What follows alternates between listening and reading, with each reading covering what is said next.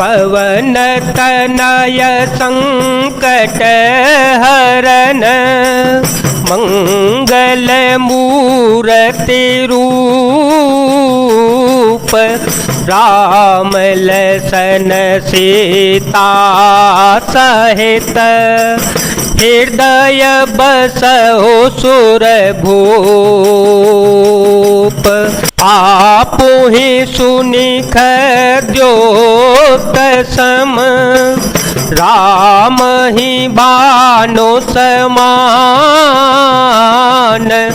परोस बचन सोने काढ़े असे बोला देखे से आन।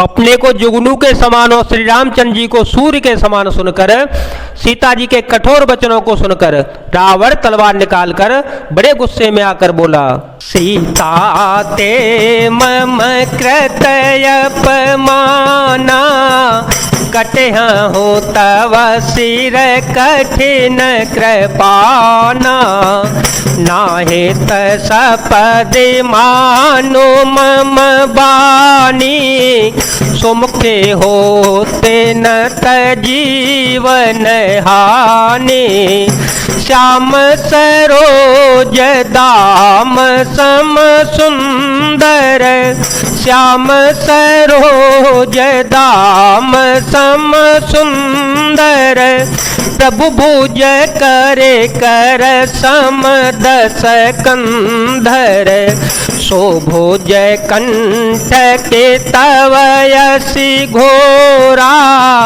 सुन सठयस प्रवान पन मोरा। सीता तूने मेरा अपमान किया है, मैं तेरा सिर इस कठोर कृपाण से काट डालूंगा, नहीं तो अब भी जल्दी मेरी बात मान ले हे सुमुखी, नहीं तो जीवन से हाथ धोना पड़ेगा। सीता जी ने कहा, हे दशग्रीव, प्रभु की भुजा जो श्याम कमल की माला के समान सुंदर और हाथी की सूंड के समान पुष्ट तथा विशाल है, या तो वह माला ही मेरे कंठ में पड़ेगी या तेरी भयानक तलवार ही। रे सठ सुन, यही मेरा सच्चा प्रण है। चंद्रहास हरु मम परितापं रघुपते बेरहयनल संजातम शीतल निशित बहसि बर धारा कह सीता हरो मम दुख भारा सुनत बचन पुनि मारन धावा मयत नया कहे नीते बोझावा कहसी सकल निश्चरे बुलाई कहसी सकल निश्चरे बुलाई सीता ही बहो बेदित्रास हो जाए मास देव समहु कान माना तो मैं मार विकारे कृपाना। सीता जी कहती है, हे चंद्रहास तलवार, श्री रघुनाथ जी के विरह की अग्नि से उत्पन्न मेरी बड़ी भारी जलन को तू हर ले। हे तलवार, तू शीतल तीव्र और श्रेष्ठ धारा बहाती है, अर्थात तेरी धारा ठंडी और तेज है। तू मेरे दुख के बोझ को हर ले। सीता जी के वचन सुनते ही वह मानने के लिए दौड़ा। तब मायदानव की पुत्री मंदोदरी ने नीति कहकर उसे समझाया। तब रावण ने सब राक्षसियों को बुलाकर कहा कि जाकर सीता को बहुत प्रकार से भय दिखलाओ। यदि महीने भर में यह कहा न माने तो मैं इसे तलवार निकाल कर मार डालूंगा। भवन गयो दस कंधर यहाँ पिशाच निवृंद सीतहि त्रास देखावहि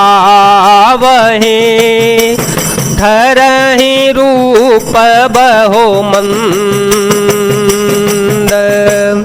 यो कहकर रावण घर चला गया। यहाँ राक्षसियों के समूह बहुत से बुरे रूप धरकर सीता जी को भय दिखलाने लगे। त्रजटा नाम राचसी का, राम चरण रते ने पुन विवेका। सब हो बोली सुनाए से सपना, सीता है से करो हित अपना। सपने बानर लंका जारे, जातो धान से ना सब मारे। खरयारूढ़ गन दस सीसा, मुंडित सिर खंडित भुज बेसा। उनमें एक त्रिजटा नाम की राक्षसी थी, उसकी श्री रामचंद्र जी के चरणों में प्रीति थी। वह विवेक ज्ञान में निपुण थी। उसने सबको बुलाकर अपना स्वप्न सुनाया और कहा, सीता जी की सेवा करके अपना कल्याण कर लो। स्वप्न में मैंने देखा कि एक बंदर ने लंका जला दी, राक्षसों की सारी सेना को मार डाला। रावण नंगा है और गधे पर सवार है, उसके सिर मुड़े हुए हैं, 20 भुजाएं कटी हुई हैं। एह विधि सो दक्षिण दिश जाई, लंका मन हो विभीषण पाई। नगर फिरी रघुबीर दोहाई, तब प्रभु सीता बोले पठाई। यह सपना में कहो पुकारे, होए सत्य गए दिन चारे। तासो बचन सुनिते सब डरी, जनक सुता के चरण है परे। इस प्रकार से वह दक्षिण यमुनपुरी की ओर गया है। इस प्रकार से वह दक्षिण यमपुरी की ओर दिशा को जा रहा है और मानो लंका विभीषण ने पाई है। नगर में श्री रामचंद्र जी की दुआई फिर गई। तब प्रभु ने सीता जी को बुला भेजा। मैं पुकार कर निश्चय के साथ कहती हूँ, यह स्वप्न कुछ 4 ही दिनों में पूरा होकर सत्य होकर रहेगा। उसके वचन सुनकर वे सब राक्षसियां डर गईं और जानकी जी के चरणों में गिर पड़ीं।